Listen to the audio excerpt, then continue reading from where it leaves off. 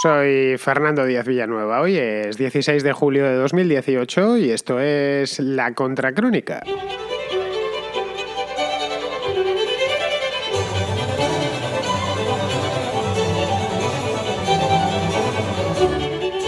Nuevas protestas en Irán a finales del mes pasado. Bueno, no solo a finales del mes pasado, están teniendo lugar protestas de distinta envergadura desde el mes de junio y se han reproducido algunas durante el mes de julio también, más en Teherán que en las ciudades de provincias. Pero vamos, que es un rum rum que se escucha por todo el país, que han sacado a miles de manifestantes a la calle a protestar por la crisis económica.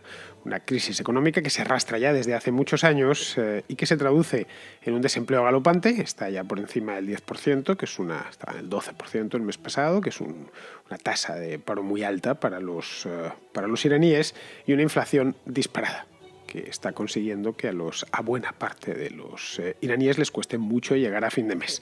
El Gran Bazar de Teherán, de hecho, que es uno de los más grandes del mundo, porque Teherán es una de las ciudades islámicas más grandes del mundo, llegó a cerrar sus puertas a finales del mes de junio durante un par de días a causa de estas manifestaciones. Las autoridades temían que las protestas se contagiasen, entrasen en el bazar y al final aquello terminase convirtiéndose en una desgracia o peor todavía, en una carnicería, y decidieron cerrar el Gran Bazar.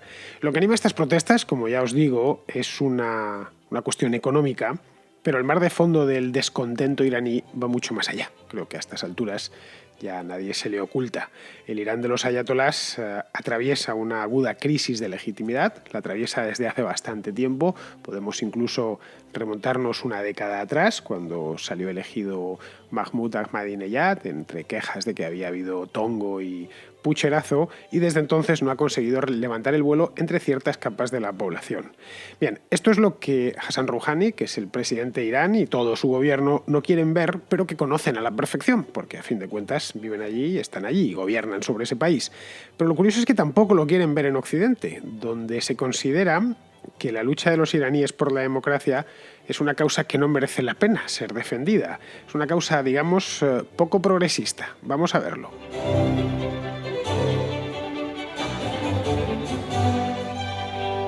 A pesar de que los medios en Occidente no se prodigan mucho en este tipo de noticias y casi hay que andar persiguiéndolas y buscándolas, algo se mueve en Irán, algo se mueve desde hace ya bastantes meses. En el mes de enero de este mismo año preparé un programa monográfico sobre este tema de Irán, las manifestaciones que hubo, que las de enero fueron más en provincias que en Teherán, aunque también hubo protestas en Teherán, y esta vez las del mes pasado de junio, las que están produciéndose ahora en pleno verano, y el verano es especialmente caluroso en Irán, si nos quejamos en España. No os digo ya el calorazo que puede llegar a hacer en ciudades como Isfahán o como en la propia Teherán, pues ya las del verano, que empezaron ya en el mes de junio y se han mantenido. Son protestas pequeñas porque allí la policía y el gobierno no se anda con chiquitas. En cuanto tiene algún problema, pues no llega a los extremos de Daniel Ortega en Nicaragua o de Nicolás Maduro en Venezuela, pero no le tiembla el pulso. Es decir, que si tiene que disparar y hacerlo con fuego real, lo hace sin ningún tipo de problemas. Bien, pues a pesar de todo, como os decía, algo se mueve en Irán, lo hace bajo la superficie, evidentemente, de un régimen que es asfixiante. Y solo en contadas ocasiones, las que hemos tenido ocasión de ver este mismo año, pues ese movimiento subterráneo sale a la luz y se deja ver en forma de protestas, de manifestaciones callejeras, de movimiento en páginas web, en organizaciones extranjeras, que por desgracia no son muchas las que apoyan la causa de la democracia en Irán. El hecho es que algo de esa información sale y se empieza a ver en televisiones, en internet, y llega hasta nosotros, que estamos pues en España en concreto, en la otra punta de Europa, y no digamos ya hasta que llegan a la América hispana, que tarda pues todavía mucho más. El catalizador, como os decía en la introducción, de esta última ola de protestas está siendo la crisis económica que azota al país desde hace, pues diría yo que desde hace años ya. Irán realmente entró en una crisis económica en el año 1979 y no la ha dejado. De hecho, cuando llegaron los ayatolás al poder, ya estaba en una crisis económica porque la gestión del Shah no fue especialmente hábil. El Shah fue un gestor económico pésimo, un gastador compulsivo, dilapidó la renta petrolera del país y estos tipos, aparte de dilapidarla, la dilapidó en otras cosas. Eso sí, se montó una coronación y bueno, tenía una vida de Shah, de rey absoluto, mientras que estos pues se la han gastado en otras cosas. Otras cosas no han montado coronaciones, aunque en sí mismo el líder supremo es una especie de... Irán tiene un presidente, como cualquier otro país, y luego tiene una especie de jefe de Estado que se llama líder supremo, que es lo que fue Jomeini en su momento, y que es un monarca elegible, pero vitalicio. Es decir, que el cargo le dura al de líder supremo hasta que la muerte les retira, les saca del cargo.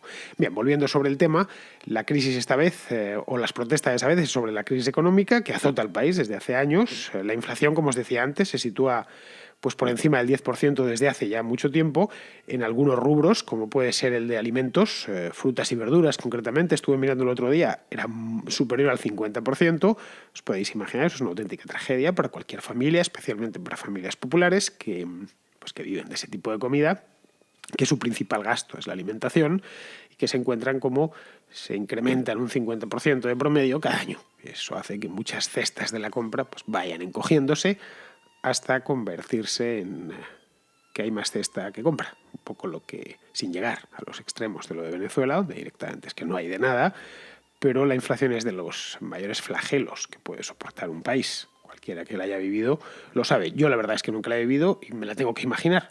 Pero vamos, a poco que uno haya leído o le hayan contado algunas experiencias, pues es fácil meterse en la piel de quien ha padecido una inflación y no digamos ya una hiperinflación. Luego está el tema del desempleo. Os decía que está ya en el 12%. Eso es una barbaridad en un país como Irán. Irán no dispone de los estabilizadores automáticos que, bueno, pues en forma de subsidios, de prestaciones, etcétera, amortiguan las crisis entre las clases populares en los países de Europa, por ejemplo. Bueno, pues me quedo sin empleo, pero pues a cambio me voy al paro y allí tengo un par de años con un subsidio. En el caso de que se acaben los 2 años, pues estoy hablando por España, pues el gobierno me va a dar un subsidio casi vitalicio, que son 400 y pico euros, y además tengo un montón de servicios que más o menos los tengo cubiertos. Pues la educación de mis hijos, la sanidad, etcétera. Es decir, eso no existe en Irán, o existe, pero de una manera muchísimo más suave. Es decir, que en Irán el desempleo es igual a pasar hambre. A pasar hambre o a haberse rebajado al sector informal, es decir, a trabajar en la economía sumergida. En cierto modo, o mirándolo un poco más desde arriba, en Irán se les ha juntado todo. En muy poco tiempo. Tienen la pésima gestión económica de Hassan Rouhani, del gobierno anterior también, Ahmadinejad fue un desastre. La corrupción sistemática y extendida en todos los niveles de la administración, el derrumbe del rial, que es la moneda del país, la divisa del país, que se ha devaluado, pues lo he estado calculando, un 400% en los últimos años, y eso les ha puesto, por ejemplo, las importaciones pues por las nubes, y una economía que no puede importar pues es una economía que produce realmente muy poco. También una sequía. Uno de los problemas de Irán es la gestión del agua. Ha habido ríos completos que los han secado. Y bueno, al final ya como guinda del pastel, la incertidumbre creada por Donald Trump al abandonar unilateralmente el acuerdo nuclear. Esto él ya lo había anunciado, pero muchos pensaron que no iba a ser capaz de hacerlo y al final lo hizo. Hice ya en su momento yo un par de programas sobre este asunto. Y si desde fuera pues a muchos les ha escandalizado, a los iraníes les ha horrorizado, porque eso ha llenado de nubarrones negros las perspectivas económicas de un país que vive en esencia de exportar petróleo. 2/3 de sus exportaciones son petróleo. El 66% exactamente es de si miramos todas las exportaciones del país, pues casi todo es prácticamente crudo. No llega de nuevo al nivel de Venezuela, que es la práctica totalidad, por no decir la totalidad, pero cuando 2/3 de tus exportaciones son petróleo en crudo, pues, si no puedes venderlo, estás realmente fastidiado y te vas abajo directamente. La economía iraní, el hecho es que tuvo hace solo 3 años, su ventana de oportunidad. Con la firma del acuerdo nuclear con Estados Unidos y bueno, con la comunidad internacional, y aquello era la gran esperanza. El acuerdo suponía el reingreso de Irán en la Comunidad de Naciones y se suponía que iba a traer inversión y empleo. Esa era un poco la idea y cómo lo estaban vendiendo. Así es como lo vendía Rouhani a los propios iraníes. Les venía a decir que, bueno, se acababa la crisis y que esto les iba a permitir vender mucho petróleo, que iban a fluir las empresas extranjeras a invertir. Irán se iba a convertir en el nuevo tigre del Golfo Pérsico. Teherán iba a ser la sucesora natural de Dubái. Pues te lo estoy recordando, haber leído historias a finales de 2015, principios de 2016, sobre esto mismo. Yo hay pequeños detalles. Iran Air, que es la aerolínea de bandera de Irán, encargó rápidamente unos aviones nuevos, creo que fue Airbus, porque preveían que eso iba a crecer mucho el tráfico y Irán iba a ser la nueva Emirates o la nueva Qatar Airways, que iba a transportar europeos hacia Oriente o hacia la India, de la misma manera que Emirates lo hace ahora mismo. De hecho, el propio gobierno ordenó una ampliación del aeropuerto de Teherán, que tiene una sola terminal, pues con 2 terminales nuevas, porque iba a pasar por allí pues poco menos que media Europa y medio Japón y media China, entonces iba a ser un aeropuerto de talla mundial. Y 2 años después lo que vemos es que la segunda terminal está todavía en obras y nadie sabe muy bien cuándo va a terminar. Y de la tercera terminal nunca más se supo, es decir, está planeada, pero no se ha terminado de construir y probablemente, según están las cosas, pues no se construya nunca. Es decir, que al final Irán, muy a pesar de Rouhani y de todos los que hace un par de años andaban diciendo que será el siguiente tigre del Golfo, pues no al menos por ahora no lo va a ser. No es ni Qatar ni Abu Dhabi, por más que Rouhani lo vendiese como tal. Es decir, que las empresas extranjeras acudieron, y eso es cierto, también compraron los aviones, ahora no se sabe si se los entregarán o los podrán pagar.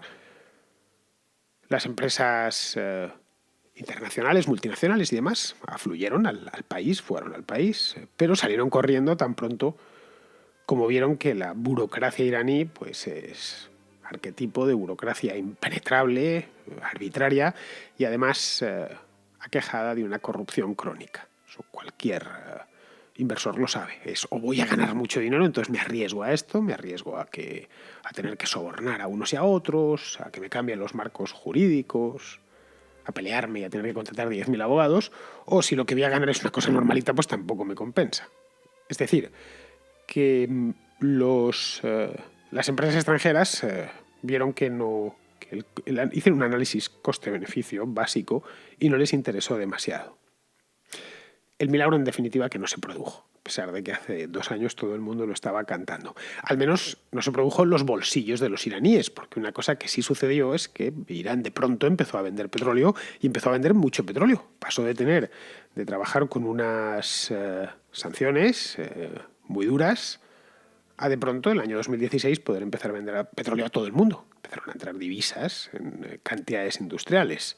Es decir, el gobierno aprovechó el levantamiento de esas mismas sanciones, las sanciones petroleras, para dedicar buena parte de ese dinero en un programa de expansión internacional costoso, bastante costoso. Aquí en la Contra lo hemos ido viendo, en los distintos programas que iba haciendo sobre la propia Irán, Siria, Oriente Medio. Y uno de los actores que aparecen todos es Irán, por aquí o por allá. Sí, se ha convertido en un actor principal en la guerra de Siria, pero de lo principal y de los grandes, y se metió de lleno en la guerra civil yemení, y sigue metido de lleno en la guerra civil yemení. De todas las actividades humanas, la más cara de todas es la de la guerra. Siempre fue así, es así y siempre será así. Pues bien, los ingresos extras, el gobierno de Rouhani básicamente se los ha gastado en eso, y muchos iraníes se lo están tratando de decir a la cara.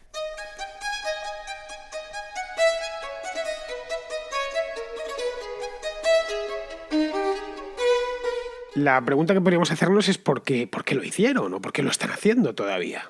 Pues es relativamente fácil de responder esta pregunta. Los viejos sueños de grandeza de los ayatolás, la rivalidad con Arabia Saudí, pues al final le han terminado ganando el pulso al despegue económico y a la prosperidad económica de los iraníes contados uno a uno. Si lo miramos desde cierto punto de vista, no había otra salida. Irán, a fin de cuentas, es una república islámica, con todo lo que ello conlleva. Es un Estado fundamentado sobre una idea, caracterizada por la intransigencia, la expansión, el belicismo, y todo se va a supeditar a esa idea. Y era lógico que al final, pues, si tenían que elegir, eligiesen tomar esta vía y no la otra. Pero la crisis va más allá de lo económico, va bastante más allá de lo económico, o de lo puramente económico. El régimen, como os decía al principio, atraviesa una tremenda crisis de legitimidad. Hay una parte de Irán, un Irán que es joven, que es urbano, y hay muchos jóvenes en Irán, muchos más que en los países europeos. El 40% de la población tiene menos de 24 años, casi la mitad, y es un país que se ha urbanizado, que ha crecido mucho su población en los últimos 50 años y que se ha urbanizado a toda velocidad. El 75% de los iraníes viven hoy en ciudades. Pues bien, ese Irán joven y urbano hace tiempo que rompió con la revolución mitificada, la del año 1979. Una revolución que ya pues es añeja. Pues A veces tendemos a pensar que como es del 79 es de ayer por la tarde. No. O sea, la mayor parte de iraníes, o una buena parte de iraníes, no la recuerdan. Muchos porque nacieron después y otros porque eran niños. Si yo fuese iraní, no la recordaría. Porque cuando sucedió la revolución iraní, pues yo tenía 6 años. Entonces tampoco podría recordarla. Como yo, pues millones de iraníes que aunque estaban allí presentes, pues no participan de toda esa mística. De hecho, los menores de 30, por ejemplo, ni siquiera vivieron ya no la revolución, ni siquiera vivieron los años heroicos de la guerra contra Irak. Claro, para ellos figuras, como las de Ruhollah Khomeini, pues carecen del significado que tienen, por ejemplo, para sus padres o para sus abuelos. Bueno, es un tipo que está omnipresente, que aparecen sus retratos por aquí y por allá, pero realmente no les dice nada. Más allá de lo que les hayan contado en la escuela y poco más. Ya sabéis todos que lo que nos dicen los profesores tendemos, por una cuestión de que los jóvenes son así, a pensar lo contrario. O sea, solo por confrontar el poder. No todos, pero sí una buena parte. De hecho, la República Islámica en la que viven todos estos jóvenes urbanos se construyó durante los años 80 y 90 en oposición a la Persia del Shah. Pero claro, ese reclamo apenas captura adeptos ya. No pueden ir vendiendo eso, las viejas glorias de hace ya casi medio siglo. Es decir, por más que la propaganda oficial se empeñe en mostrar una y otra vez las páginas gloriosas de la revolución e insista en justificarla como una reacción limpia y necesaria contra una dictadura patrocinada por los Estados Unidos, pues los iraníes de las 2 últimas generaciones no miran tanto al pasado, que pasado está, como al futuro. Además, el pasado no les motiva demasiado. Y muchos lo ven o lo perciben como, pues un pasado inflamado, doloroso, sobre todo por la guerra de Irak, que dejó muchos muertos en aquel país y que curiosamente no fue culpa suya, les invadió Saddam Hussein, inflamada de patriotismo, de exaltación religiosa. Y esto no hace que el régimen sea especialmente popular entre la parte más joven de la población y la más urbana, la más preparada. De hecho, hay ciertas cosas que ven que el país ha empeorado. Hace 4 décadas, en los años 70, las mujeres iraníes, y esto está a la vista porque cualquier iraní con conexión a Internet, y son muchos, es un país donde Internet siempre tuvo mucha penetración, los blogs, las redes sociales y demás. Hay una parte de la población que es muy culta y está preparada y vive en el siglo XXI. Irán no es Afganistán ni Pakistán. Pues muchos de ellos saben que hace 4 décadas las mujeres iraníes contaban con uno de los marcos jurídicos más abiertos del mundo islámico. Vamos, lo saben ellos y lo sabemos nosotros a poco que busquemos fotografías en Google.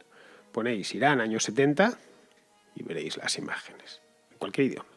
Veréis no una ni dos, un montón, todas las que queráis, incluso películas, es algo relativamente reciente, aunque claro, para un chico de 19, 20, 22 años, eso le parece lejano.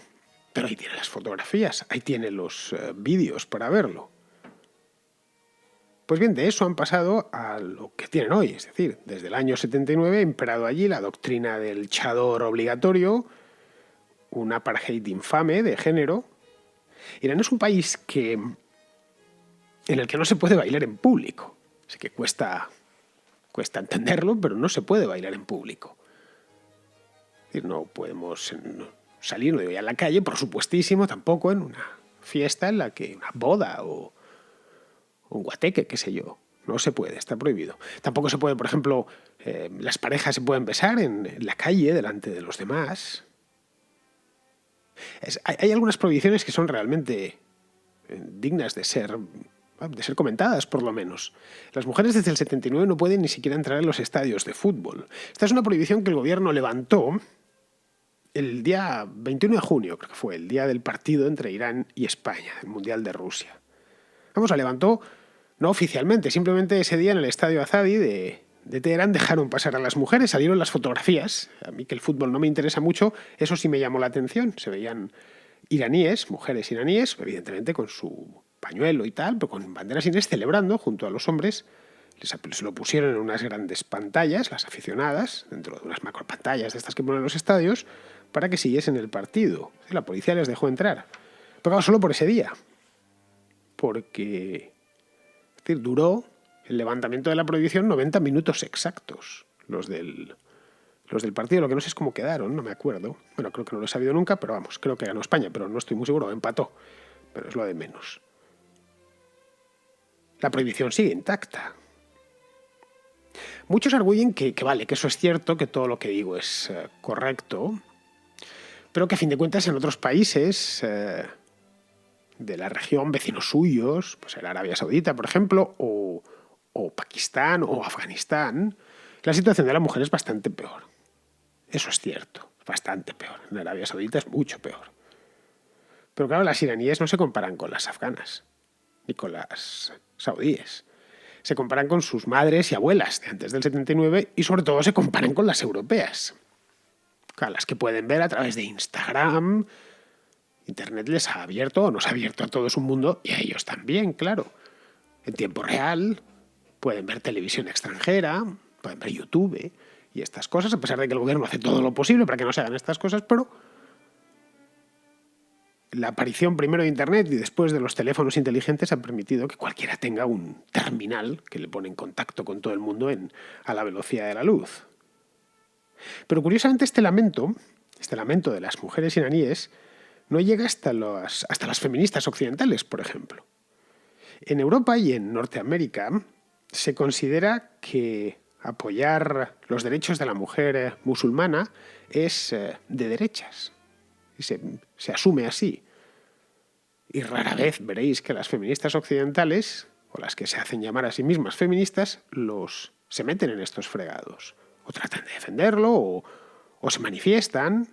Yo estoy todavía esperando ver una manifestación frente a la embajada de Arabia Saudita o de Irán en Madrid de las feministas españolas. Estoy esperando, creo que me he sentado porque sé que la cosa va para largo y lo mismo me quedo ya en el sitio porque sospecho que no voy a ver esa manifestación nunca. En los últimos años se ha dado incluso un curioso fenómeno entre los progresistas occidentales ya en su conjunto, y es que defienden incluso el uso del hijab, del pañuelo, como muestra de la libertad de elegir de la mujer islámica. Te vienen a decir algo así como, bueno, si ellas quieren llevarlo, ¿quiénes somos nosotros para impedírselo? Y es verdad, si ellas quieren llevarlo, ¿quién voy a ser yo para impedírselo? Solo faltaba. Claro, pero es que no quieren ver que el problema no es elegir ponerse el pañuelo, sino elegir quitárselo. Y si has decidido ponértelo, correcto, me quito el sombrero. La pregunta es, ¿puedes quitártelo? ¿Tienes soberanía para quitártelo? ¿Qué te va a pasar si te lo quitas? Esto mismo se ha visto en Irán, la imagen de una iraní en Teherán que se quitó el pañuelo y lo colgó en un palo, hicieron una fotografía que se distribuyó por todo el mundo. A ver, esa fotografía lo resumía todo, era como aquella de la plaza de Tiananmen. Es decir, las mujeres en Irán no tienen otra opción, el chador y el hijab es obligatorio. Es decir, no pueden quitárselo si no lo desean, en una palabra. Pues bien, la indiferencia, cuando no directamente desprecio, de la izquierda occidental, ha condenado a la nueva revolución iraní, que está aconteciendo, como decía al principio, de una manera subterránea, al silencio más absoluto. El hartazgo de 40 años de gobierno teocrático está ahí, eso es un hecho. Es un gobierno que ha perseguido implacablemente a las mujeres, a las minorías, que ha sofocado violentamente cualquier atisbo de disidencia, y que ha saqueado el país a mayor gloria de una casta político-religiosa que es la que maneja aquello desde hace 40 años y que ha privado al común de los iraníes, a la gente del país, pues les ha privado de las expectativas vitales y laborales más elementales. Pero la inteligencia occidental calla en su gran mayoría. Y calla porque percibe erróneamente que el régimen, a pesar de todo, no deja de ser un noble baluarte contra la arrogancia de Estados Unidos y de Occidente. Es decir, los iraníes que aspiran a una democracia liberal, a una sociedad abierta, se sienten solos. Esa es la realidad. Y, ojo, no es casual. Se sienten solos porque hoy por hoy están solos.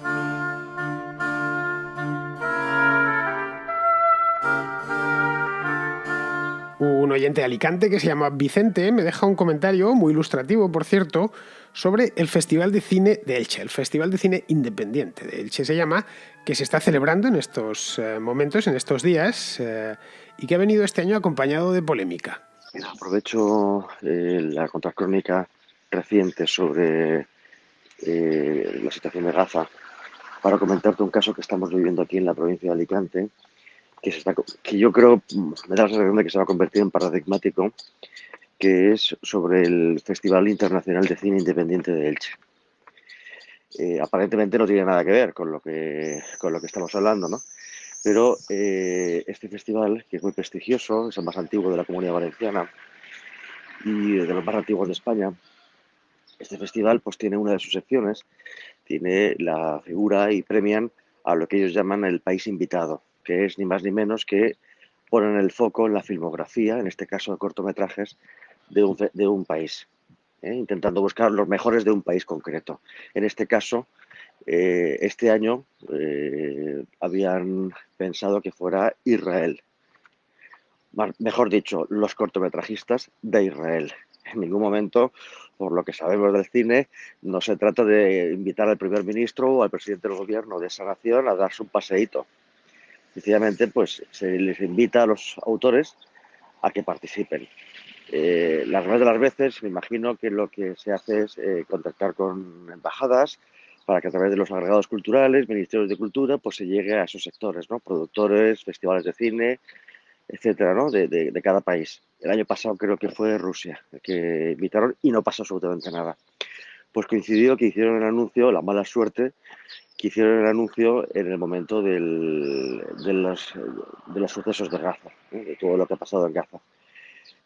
Fue una lamentable coincidencia, ellos evidentemente tampoco lo tenían previsto que esto podía pasar, y ahora mismo el post en el que hablan de que el país invitado es Israel está absolutamente inundado. Es uno de los posts más, yo creo que más virales de la historia de ese festival seguro, y de los más virales. Y es un ejemplo de incendio en redes sociales.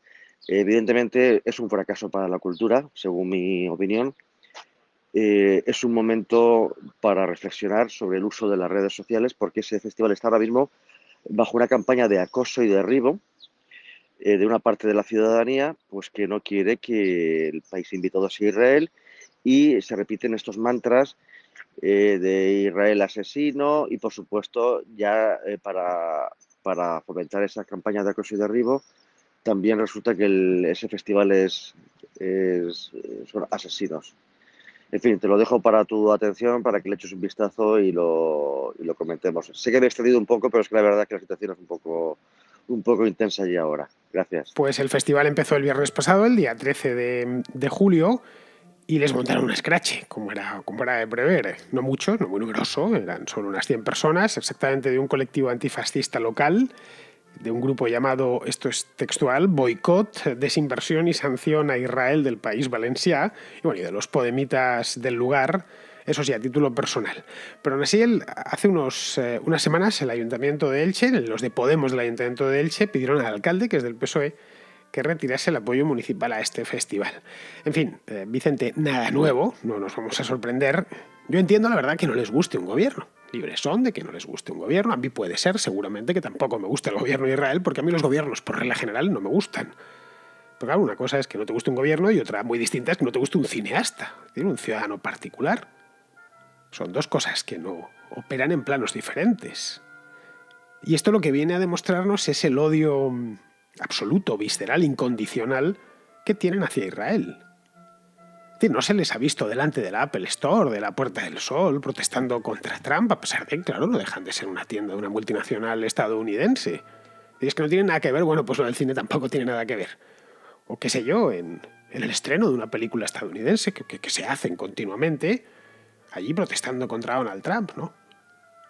Mira, hace muchos años, ahora ya pues 8 meses, creo que fue en el año 2010, estarán por ahí en los periódicos, cubrí un escrache que hicieron unos empresarios israelíes que habían venido a Madrid a asistir a un simposio sobre energía solar en la Universidad Autónoma.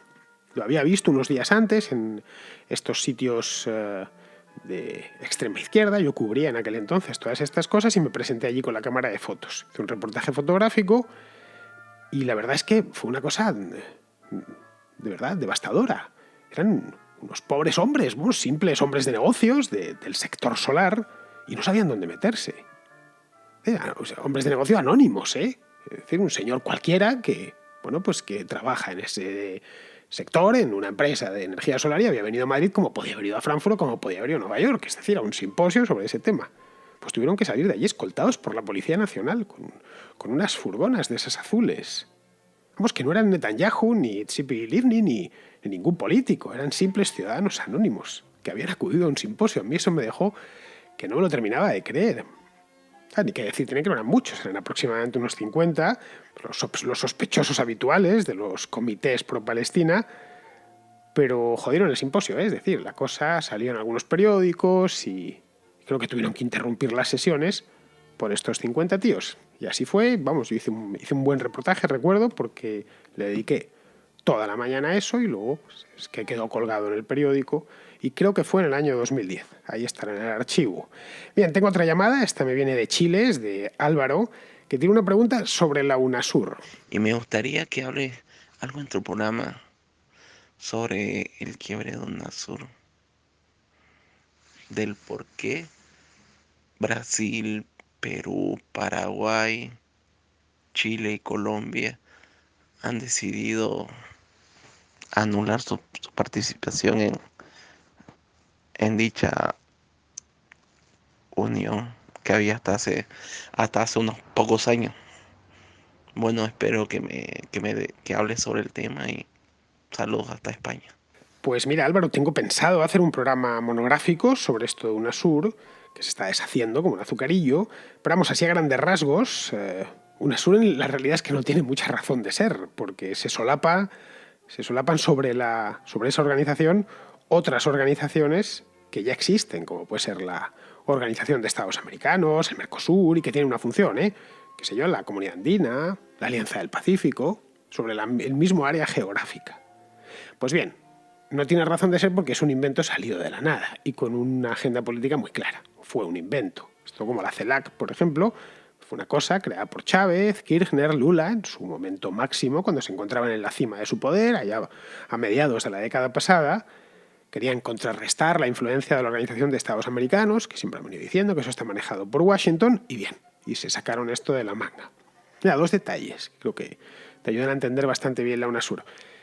La Secretaría General está en Quito, se colocó allí porque la época de Correa. Y el edificio que alberga la Secretaría General se llama Néstor Kirchner. Con eso yo creo que ya está dicho todo. Pero vamos, hoy por hoy es una organización muerta y solo falta que la entierren. La muerte se certificó hace no mucho, el verano pasado, en agosto, cuando quedó constituido formalmente el conocido como Grupo de Lima. Fueron pues, todos los países, menos Nicaragua, Ecuador, Bolivia y la propia Venezuela, que redactaron una declaración, la Declaración de Lima, para protestar contra Nicolás Maduro y la deriva autoritaria y dictatorial del régimen venezolano. Así que ese yo creo que fue el momento en el que UNASUR queda herida de muerte y bien, falta que le echen tierra encima. Lo que no sé es qué harán con el edificio Néstor Kirchner de Quito. Muy bien, pues de una organización en apuros o muerta vamos a otra que está en apuros, que es la OTAN, y de eso mismo es de lo que nos va a hablar Pizarro. La OTAN es una utilísima agencia de coordinación de ministerios de defensa para conjuntar misiones concretas en circunstancias concretas de manera bi- o multilateral. Pero no existe la percepción de una amenaza militar común a todos sus aliados, y la mayoría de estos se perdonan el gasto de tener un ejército operativo, competente, con alcance y persistencia. Los morosos hacen dos cálculos de alto riesgo al considerar que la mayoría de las amenazas globales no les afectan ni ahora ni en el futuro y al considerar que churlearle la pasta a su principal aliado sale gratis. Históricamente ha funcionado la estrategia de meterse en un jardín que resultó un abismo, pedir socorro al verse perdido y esperar el salvador río de sangre y dinero estadounidense. No en una, sino en dos ocasiones. Tal vez los europeos hayamos asumido que esa es nuestra solución, pero es probable que los estadounidenses hayan aprendido que hay alternativas. Un cordial saludo de Pizarro. Muy bien, queridos amigos, pues hasta aquí ha llegado la contracrónica de hoy, 16 de julio. Yo volveré por aquí mañana y espero que vosotros también estéis allí. Hasta mañana, amigos.